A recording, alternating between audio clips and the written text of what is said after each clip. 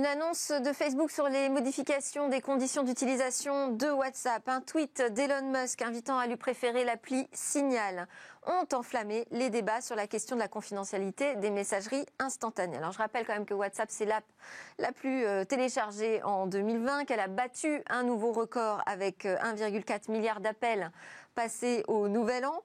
Cela dit, quand même, face au tollé, fort est de constater qu'il y a eu des vagues de départ et des grands questionnements. WhatsApp a du coup esquissé un mouvement de recul. Elle retarde le déploiement de ces nouvelles conditions d'utilisation au 15 mai. Le temps de bien expliquer sa démarche et de rassurer. Alors, est-ce que c'est seulement un problème de pédagogie ?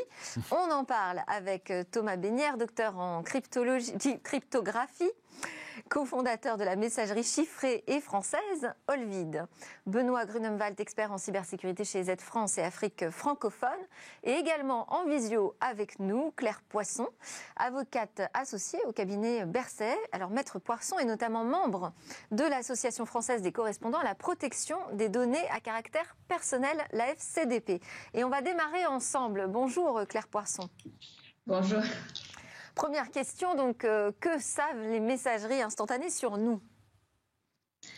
À peu près tout ce que vous lui donnez, si c'est prévu dans les conditions d'utilisation auxquelles vous avez adhéré en utilisant le service. Alors, à peu près tout, on va quand même éclairer un peu ça, parce que, par exemple, les messages que nous envoyons sur ces messageries, non.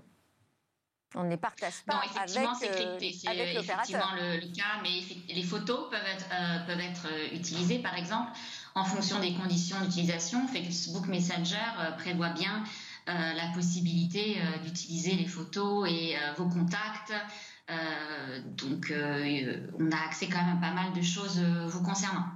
Donc, les photos, les contacts, est-ce que vous voulez compléter en plateau sur les données qui sont disponibles auprès des opérateurs de messagerie ? Volontiers, oui. Donc, les données qui sont partagées, donc on dit souvent que les données sont chiffrées. Ce n'est pas du tout le cas de tout le monde. Si on prend le cas de Telegram, par exemple, qui est une des messageries qui connaît un gros boom en ce moment, les messages ne sont pas chiffrés de bout en bout. C'est-à-dire que pour l'opérateur, donc pour Telegram, les messages sont en clair. C'est-à-dire que toutes vos conversations sont accessibles ouvertement par l'opérateur. Une petite option bien planquée dans Telegram qui vous permet d'éviter ça quand vous êtes à 2, mais dès que vous êtes 3, tout est en clair. Donc vous avez la sécurité de l'email avec une messagerie qui fait beaucoup de communication sur la sécurité. Donc non, toutes les messageries ne chiffrent pas. C'était le cas de WhatsApp, c'est le cas de Signal, c'est le cas d'Olvid. Mais il y en a beaucoup. D'accord. Donc parfois, les messages peuvent être utilisés. Alors, on verra justement à quelle fin. Je voudrais revenir à Claire Poisson. Donc, ces collectes de données personnelles, a priori, sont encadrées par les conditions d'utilisation. Donc, rien d'illégal. Non. Si c'est bien clair et si l'information est claire, lisible et apporte un consentement, on va dire, éclairé de l'utilisateur, oui, il n'y a rien d'illégal. Et c'est là tout le sujet justement de ces conditions d'utilisation. Elles sont souvent très peu claires. Oui, c'est un peu le souci, c'est que personne ne les lit, effectivement. Voilà. Benoît Grunemwald, est-ce que aujourd'hui vous diriez que sur ces messageries instantanées, on est dans une position dangereuse, très exposée à des dangers sur nos données personnelles ? La question, c'est surtout de savoir contre qui on souhaite se protéger quant à nos données personnelles. Est-ce qu'on souhaite se protéger contre des gouvernements, contre des cybercriminels, contre des cyberdélinquants ? Il ne faut pas oublier que dans les cyberattaques, si on n'est pas face à un gouvernement, la plupart du temps, la cyberattaque provient de l'intérieur. Donc, dans notre cas de la vie privée, est-ce qu'on doit plutôt se protéger d'un gouvernement qui écouterait ce que l'on dit ou de violences numériques d'un conjoint, par exemple, qui pourrait procéder à du cyberharcèlement. Et là, finalement, quelle que soit la messagerie, on va se demander comment se protéger soi-même de l'accès à sa messagerie, et pas uniquement sur les serveurs qui pourraient être accédés par des gouvernements, mais bien par son propre téléphone qui pourrait être accédé pour... Et quels sont les points en particulier qu'on doit surveiller quand on utilise une messagerie ? Alors, est-ce que cette messagerie, effectivement, chiffre de bout en bout les messages, mais également les métadonnées, les éléments qui permettent aux serveurs de communiquer, mais également à des utilisateurs externes qui pourraient savoir, grâce à ces informations, où vous vous trouvez et corréler cela avec d'autres informations. Comme type de métadonnées, qu'est-ce qu'on a ? On a les adresses IP, la position géographique, on peut avoir également des informations sur des images, c'est-à-dire qu'on peut tout à fait chiffrer ou envoyer une image, mais que l'information qui caractérise l'image, telle que sa taille, sa GeoIP, elle ne soit pas chiffrée. D'accord.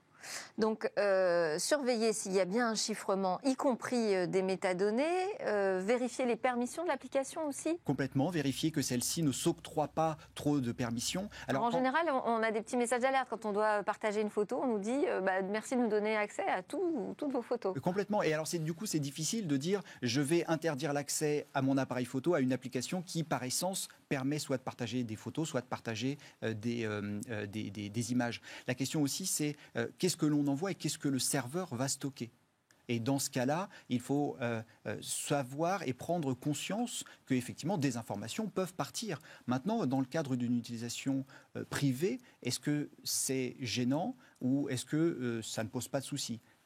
Si on est sur une utilisation privée et professionnelle, dans ce cas-là, ça peut être plus compliqué. On a vu notamment que certains groupes dans WhatsApp pouvaient être envoyés par lien. Donc, si je veux vous ajouter à un groupe WhatsApp, je peux vous envoyer un lien. Et malheureusement, il y avait un problème de configuration qui faisait que ces liens étaient indexés dans des moteurs de recherche. Donc, vous cherchiez des liens par une commande assez simple et vous arriviez sur des éléments qui vous permettaient de rejoindre des conversations. Alors, vous n'aviez pas l'historique des conversations, mais vous aviez l'intégralité des participants. Et dans ce cas-là... Et on vous voit pas forcément, enfin en tout cas, on vous identifie pas forcément comme un intrus, puisqu'on voit juste un numéro apparaître. Alors sur un groupe familial d'une dizaine de personnes, ça se voit. Par contre, quand on est dans un milieu professionnel qui peut parfois avoir des dizaines, voire des centaines de personnes, on est beaucoup plus anonyme et surtout on peut récupérer les contacts qui sont déjà présents dans le groupe, récupérer des photos, les numéros de téléphone et pourquoi pas avec la photo faire un Google recherche inversé et essayer de retrouver la personne. Alors surtout si on est dans un groupe de travail où les gens sont sur LinkedIn ou actifs sur les réseaux sociaux, il est assez facile de récupérer des informations sur les utilisateurs. Thomas Besnières, c'est ça qui nous chiffonne aujourd'hui chez WhatsApp, c'est cette prise de conscience de l'ensemble des données auxquelles elles accèdent ? C'est l'impression que j'ai quand je regarde les interventions sur les réseaux sociaux. Les gens ont pris conscience. Alors WhatsApp, pour nous, c'était pas un secret qui faisait ce genre de choses-là. C'est ce qui nous a aussi amené à créer le vide. Mais on voit qu'aujourd'hui, les gens ont pris conscience de ça et que ça ne leur convient pas. Et quelque part, j'en suis ravi, d'une certaine manière, que les gens en prennent conscience. Parce que moi, c'est un comportement, celui de WhatsApp, que je trouve abject.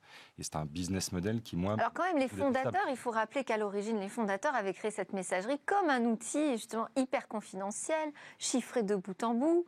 Alors, entre-temps, ça a été revendu à Facebook. Oui, et puis surtout, c'est pas vrai. C'est-à-dire que WhatsApp, à l'origine, n'était pas chiffré de bout en bout du tout. Ça a été bootstrappé en 3 semaines, je crois. Ce qui, en termes d'entrepreneuriat, est formidable. En termes de confidentialité, c'est une catastrophe. Mais à l'époque, c'était pas vraiment le sujet. Il s'agissait de combattre le SMS. Enfin, la sécurité n'était pas... En tout cas, c'est ce qu'ils ont ensuite apporté comme protection. Alors après, ils ont essayé et ils se sont plantés. C'est-à-dire qu'ils ont essayé d'apporter du chiffrement de bout en bout, mais ils ont utilisé la même clé de chiffrement dans tous les devices. Ce qui fait que si vous l'aviez installé, vous aviez la clé pour déchiffrer les communications de tous les autres. Donc ça n'avait pas tellement de sens. Et ensuite de quoi, ils ont intégré la technologie de Signal, justement, dont on parle beaucoup maintenant. Parce que c'est le même fondateur. C'est pas le même fondateur. Non, c'est pas le même fondateur, mais par contre WhatsApp se disant il va falloir qu'on prenne une technologie qui fonctionne, on va aller en prendre une qui existe déjà, et ils ont été acheter la technologie de Signal pour l'intégrer dans WhatsApp, et c'est à ce moment-là qu'ils ont réussi à avoir du chiffrement de bout en bout. Ah bon, moi j'ai un doute sur le fondateur, mais on en reparlera. Claire Poisson, qu'est-ce que ces messageries font de nos données ? Comment elles sont autorisées à les exploiter ? Elles sont autorisées à l'exploiter parce que dans le cadre de leurs conditions d'utilisation, on leur a permis d'exploiter, notamment à des fins commerciales, pour faire ce qu'on appelle de la publicité ciblée. Il faut comprendre que le service est gratuit en fait pour les utilisateurs et qu'en contrepartie, le produit, c'est nous. C'est-à-dire que, on nous fait du marketing ciblé dans le cadre de nos réseaux sociaux, dans le cadre de partage de nos communications, bien évidemment. Ce sont des sociétés qui doivent rester dans le profit et qui donc doivent trouver une rémunération, une monétisation de nos données. Alors effectivement, d'ailleurs, l'objectif des modifications de conditions d'utilisation de WhatsApp, c'est clairement d'apporter des fonctionnalités pour les entreprises et les professionnels qui voudraient diffuser des messages commerciaux ou des publicités ciblées. Alors ça, on peut comprendre que ce soit un business model. Après, la question, c'est en France. Quel impact peut avoir cette modification ? Parce que, Claire Poisson, en France, on a quand même le RGPD qui fait qu'il y a un cloisonnement, normalement, entre chaque service. C'est-à-dire que Facebook et WhatsApp, parce que c'est là le nerf de la guerre, a priori ne peuvent pas partager leurs données en Europe. Si, ils le peuvent à partir du moment où c'est prévu dans leurs conditions d'utilisation et que l'utilisateur en est clairement informé et y consent en utilisant le service. C'est tout à fait légal de le prévoir. En revanche, ce qui n'est pas légal, c'est de le faire sans notre consentement ou nous obliger à consentir, sinon le service nous est bloqué, suspendu. C'est ce qu'a essayé de faire WhatsApp là dans sa notification envoyée aux utilisateurs, en nous sommant quelque peu de nous interdire l'accès au service si nous ne consentions pas intégralement aux modifications de ces conditions d'utilisation. Oui, alors effectivement, et du coup, ils ont fait une petite marche arrière en annonçant qu'ils allaient prendre un peu plus de temps pour expliquer ces modifications de conditions d'utilisation. Mais cela dit, qu'est-ce qui va se passer au 15 mai ? Alors, l'autorité de protection des données personnelles italienne, par exemple, a déjà saisi le Comité européen de la protection des données pour comprendre ce que faisait WhatsApp, parce que c'était pas clair du tout. D'un côté, il y avait un message comme quoi les ressortissants, ça ne serait pas appliqué en Europe. En même temps, il y avait un autre message qui disait que c'était appliqué uniquement pour les professionnels au niveau de l'Europe. Et vous, en tant qu'utilisateur personnel, vous receviez-vous cette notification de consentir de façon générale. Donc, l'autorité italienne a dit on ne comprend rien, saisissons le comité européen pour comprendre effectivement la démarche de WhatsApp. Oui, alors ça me rassure parce que moi, j'ai vu les réponses de WhatsApp qui dit « Cette mise à jour inclut des nouvelles options auxquelles les utilisateurs auront accès pour échanger avec des entreprises via WhatsApp. » Et en même temps, WhatsApp ne partage pas les données des utilisateurs européens avec Facebook pour lui permettre d'améliorer ses services ou à des fins publicitaires. Donc, effectivement, on ne sait pas très bien où on va au 15 mai. Ça leur laisse aussi le temps peut-être d'être au clair sur cette... Le temps de reprendre un petit peu leur communication. D'être au clair sur ça.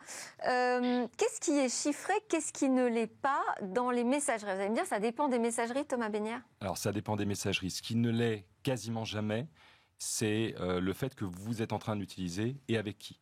Donc, que ce soit dans Signal ou dans WhatsApp, par exemple, à un moment donné, dès que vous l'installez, vous devez partager votre numéro de téléphone. C'est la première chose qu'on vous demande, parce que, en fait, sur ces réseaux-là, vous êtes votre numéro de téléphone. Et à chaque fois que vous allez commencer à discuter avec quelqu'un, en fait, vous allez avoir une sorte d'annuaire central, par WhatsApp, typiquement, qui va vous mettre en relation avec tel numéro de téléphone avec qui vous voulez parler. Ça veut dire qu'ils savent en permanence avec qui vous parlez, à quelle heure. Ils ont vos adresses IP, ils ont toutes sortes de données de cette nature-là. Donc, rien que le fait qu'ils connaissent votre réseau social, c'est déjà une information qui est hyper importante. Bon, je vais faire un peu de provocation, mais finalement, est-ce que c'est pire que d'avoir une page Facebook et de raconter toute sa vie en clair dans des posts publics, Benoît Grunemann ? C'est-à-dire qu'à partir du moment où on se dit que l'on veut quitter WhatsApp, on a des motivations. Et est-ce que si on veut aller au bout de ces motivations, ça veut dire qu'il faut complètement arrêter Facebook, Gmail et autres ? Ça semblerait cohérent, en tout cas. Ça semblerait cohérent. Maintenant, il faut trouver des alternatives qui soient aussi proches de l'utilisateur et qui soient aussi sécuritaires et où on va pouvoir emmener sa famille, par exemple, ou emmener son groupe de travail. Alors là, on voit déjà donc, des migrations, notamment vers Signal. Comment vous expliquez le succès en particulier de Signal, Thomas Besnier ? Je sais que vous êtes un concurrent. On est très concurrent, mais je peux répondre. Je vais répondre honnêtement. Je pense qu'ils ont une image qui est excellente. C'est-à-dire que ça a été fait par des gens qui sont depuis des années, on va dire, point levé contre les gouvernements, contre l'espionnage, contre toutes sortes de choses. Et ils sont soutenus par une communauté qui les soutient parce que ça a été pendant longtemps les seuls à le faire. Donc ça, il faut leur reconnaître ça. Et on le reconnaît. C'est américain, c'est centralisé, il y a toujours un annuaire, vous avez toujours un numéro de téléphone. Nous, il y a beaucoup de choses qui nous chiffonnent. Et si on a lancé Olvid, c'est justement parce qu'en fait, on pense que techniquement, ça n'est pas à la hauteur de leurs prétentions. Voilà. Donc si on veut vraiment avoir des conversations privées, sécurisées, quel est le modèle que vous avez imaginé dans Olvid? Concrètement, qu'est-ce que ça change? Mais ce que ça change, c'est on s'est dit quand on a commencé, on va faire un produit qui permet aux gens d'avoir exactement la même sécurité qu'une vraie conversation à huis clos. Il ne faut pas qu'on puisse identifier les gens, il ne faut pas que notre serveur puisse dire « Ok, je sais que Thomas ou tel 06 est en train de parler à tel autre, on ne veut pas connaître sa géolocalisation, on ne veut pas avoir la moindre idée. En fait, on ne veut avoir absolument rien, strictement rien, y compris, on ne veut pas avoir le graphe social. C'est-à-dire qu'on veut juste pouvoir dire aux gens, vous installez Olvid, vous l'utilisez. Le pitch est simple. Comment je crée ma communauté s'il n'y a pas d'annuaire centralisé, si je ne partage pas mes contacts? Eh bien, parce qu'en fait, la différence, c'est plutôt qu'avoir une plateforme qui vous pousse des nouveaux amis, 500 personnes qui tout d'un coup seraient dans votre carnet d'adresse, et bien en fait, c'est vous qui décidez, au degré à gré, de dire voilà, j'aimerais parler avec telle personne. Vous lui envoyez une invitation, ça vous pouvez le faire par SMS, par mail, peu importe. Elle l'accepte. Là, il y a de la cryptographie, un peu de haute voltige qui entre en jeu entre votre téléphone et celui de votre destinataire. Et c'est un lien aussi qui est partagé? Alors, c'est un lien, mais la cryptographie qui va être enchaînée après ce lien-là fait qu'en fait, vous êtes totalement protégé au sens où vous avez une garantie cryptographique, donc prouvable mathématiquement, que quand vous discutez avec cette personne-là, c'est bien celle-là qui va recevoir le message et personne d'autre. Quand vous recevez un message, vous savez que il provient de cette personne-là. Et nous, qui opérons le service, on n'est pas au courant. C'est-à-dire qu'on n'obtient aucune information sur le fait que c'est vous qui êtes en train d'échanger. Vous ne récupérez pas la fiche contact en fait, de la personne? Typiquement, on ne demande jamais d'accès à votre carnet d'adresse. Vous ne partagez avec nous aucun numéro de téléphone, aucune adresse email. Et pour les photos alors, par exemple? Mais pour les photos aussi, on nous a interpellés, on nous a dit, mais enfin on ne comprend pas, quand je partage une photo avec Olvid, on ne me demande pas l'autorisation d'accéder aux photos. Oui. Mais parce qu'on a une technique qui est mise à disposition par Apple en particulier, qui nous permet de dire, OK, on lance quelque chose qui vous permet, vous, d'accéder à vos photos, vous les voyez sur votre écran, mais nous, on ne les voit pas à ce moment-là. La seule photo que l'application verra, c'est celle que vous avez décidé de partager avec. Et si derrière, vous ne partagez plus aucune photo, Olvid n'a pas le droit d'y accéder. Et ça, c'est quelque chose que vous avez dit tout à l'heure, c'est très important pour moi, pour WhatsApp en particulier.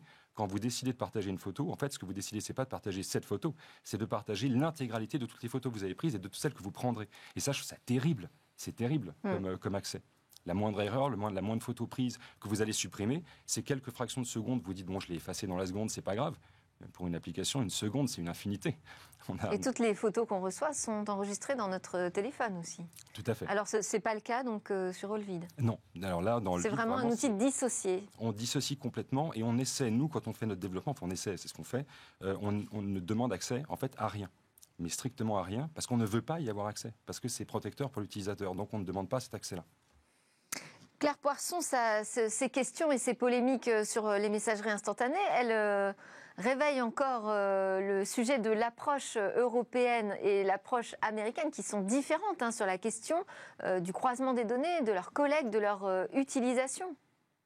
Oui, alors vous avez une approche américaine qui est que la donnée personnelle est une donnée monétaire. Et vous avez une approche européenne qui considère que la donnée personnelle est d'abord un attribut de la personnalité qui doit être protégé. Donc vous pouvez la donner et la monétiser, mais il faut avoir bien compris les tenants et les aboutissements de ce que vous avez donné comme données personnelles.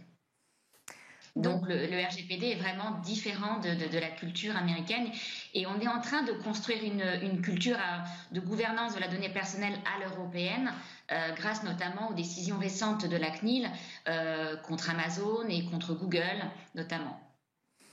Benoît Grunemwald, est-ce que aujourd'hui une messagerie comme, on va quand même citer Signal, on va quand même citer Telegram, mais il y en a plein d'autres, et comme Olvid, donc qui avance la question du chiffrement de bout en bout et qui essaye aussi d'extraire cet outil de l'ensemble du reste de nos informations numériques, est-ce qu'elles sont davantage protégées aussi contre les attaques de pirates, contre les cyberespionnages ? Alors, il y a un élément qui est effectivement important par rapport à Signal ou à d'autres, où on se base sur le numéro de téléphone. Chez Olvid, c'est le fait de ne pas utiliser ce numéro-là, notre numéro, ce qui peut limiter également les risques de phishing et ou les risques d'utilisation malveillante pour du spam. dans les messageries, au plus la messagerie est connue, au plus... Même d'ailleurs les risques de fraude sur les doubles authentifications dont on parlait hier par SMS. Complètement, l'usurpation de la carte SIM par exemple. Et au plus une application est connue, au plus elle a de popularité également dans son pendant cybercriminel. Donc on souhaite beaucoup de succès à Olvid. Et on leur souhaite surtout de prendre en compte le fait qu'en devenant populaires, eh bien, ils vont attirer un certain nombre de cybercriminels qui vont à la fois tester l'application. On trouve des failles, par exemple, dans Signal sur les groupes, parce que beaucoup de personnes l'utilisent et que du coup, cela a intéressé les cybercriminels qui se sont dit comment est-ce que je vais essayer de détourner cela. Donc chaque messagerie qui va croître verra son appétence pour les cybercriminels grandir. Donc pour le phishing, l'usurpation d'identité et l'utilisation, on sait que dans certains pays, WhatsApp est utilisé de façon monétaire, financière. Ce qui n'est pas le cas dans nos régions, mais on pourra imaginer qu'il y ait ces tournants vers de la monétisation. Et dans ce cas-là, il faut être encore plus prudent, comme on l'est prudent, par exemple, avec la messagerie Facebook, où beaucoup de personnes se font avoir par des liens qui sont vérolés, qui vous envoient exactement sur Messenger, qui vous envoient vers des sites de phishing ou vers des sites sur lesquels on va vous demander de monétiser votre activité. En fait, l'idéal pour un expert en cybersécurité, c'est qu'on utilise plusieurs outils, plutôt que de tous foncer sur le même, non ? Alors, oui et non. En tout cas, moi, c'est sûr que j'utilise plusieurs outils, ne serait-ce que parce que les publics avec lesquels je discute sont différents. Donc, dans ma famille, je vais discuter avec certains plutôt sur WhatsApp. Vous séparez, vous isolez. Exactement. Et puis ensuite, quand j'ai des discussions beaucoup professionnelles et plutôt à destination d'éléments confidentiels, eh bien, je me tournerai effectivement vers une application qui va respecter beaucoup plus ma vie privée et mes données personnelles que vers une application plutôt pour le loisir. Et oui, il n'y a pas un outil pour tout faire. Il faut avoir le bon outil pour chaque action également dans notre vie numérique. Thomas Bénière, est-ce que vous profitez aussi de cet effet désastreux là, de l'annonce de Facebook ? Ah, mais évidemment, c'est inimaginable. À notre échelle, c'est complètement fou. C'est-à-dire qu'on a eu une croissance à 2 chiffres, parfois même à 3 sur une journée. C'était complètement dingue. Ah oui. C'est-à-dire que tout d'un coup, les gens ont pris conscience d'eux. Et oui, on a eu une croissance absolument phénoménale ces derniers jours. Est-ce que vous êtes capable d'absorber la charge et ce nouveau succès ? Alors, les questions se sont posées, on a vu pour Signal. On a réussi, sans problème en fait, c'est très prétentieux, mais on avait toujours rêvé que ça arrive. Et on s'est dit, si jamais ça devait arriver, il ne faudra pas qu'on se rate sur un truc technique, parce que c'est là qu'on est, au départ, qu'on a la prétention d'être très très bon. Et donc on avait tout architecturé de manière à ce que ça puisse arriver. En se disant secrètement, on ne sait jamais.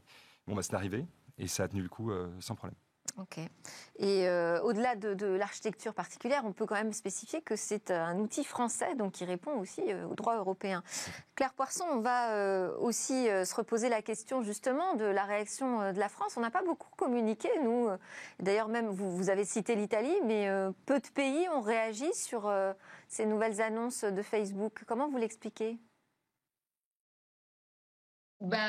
Je ne l'explique pas forcément. C'est vrai que la CNIL en ce moment se positionne comme le gendarme de l'Europe, puisqu'elle est l'une des seules à prendre des décisions assez lourdes de condamnation contre les GAFA. L'Italie vient effectivement de saisir le comité européen. C'est une bonne chose. Après, vous savez, WhatsApp aussi, l'Inde s'est saisie. L'équivalent du Conseil d'État indien est saisi effectivement, et en Turquie aussi l'autorité de concurrence a été saisie de cette question de modification des conditions d'utilisation de WhatsApp. Donc il y a un mouvement aussi international, et puis si on veut parler vraiment de la France, je pense qu'il y a aussi un enjeu de souveraineté numérique. Je pense que la période dans laquelle nous sommes a aussi suscité chez les Français un véritable enjeu d'indépendance et de souveraineté, et Olvid est français, donc je dirais cocorico. Bon, ce sera pratiquement le mot de la fin, c'est moi qui vais le faire. On ne sait pas aujourd'hui si cette marque Facebook, WhatsApp est abîmée. Bon, les choses se réparent très vite quand même dans le monde numérique. Donc un peu de clarté d'explication devrait arranger les choses. En tout cas, on peut se féliciter de la sensibilité qu'ont eu les utilisateurs sur ce sujet de la protection de leurs données et de la confidentialité. Mais on voit le besoin d'explications quand même très important, hein, parce que tous se ruer d'un seul coup sur une autre application, c'est pas forcément la solution. Il faut y regarder de près. Merci à tous pour vos interventions. Merci Claire Poisson du cabinet Berset, Thomas Bénière d'Olvid et Benoît Grunewald d'EZ. Juste après la pause, on reste dans ce monde de la donnée pour s'intéresser au rôle clé qu'elle joue dans l'intelligence artificielle.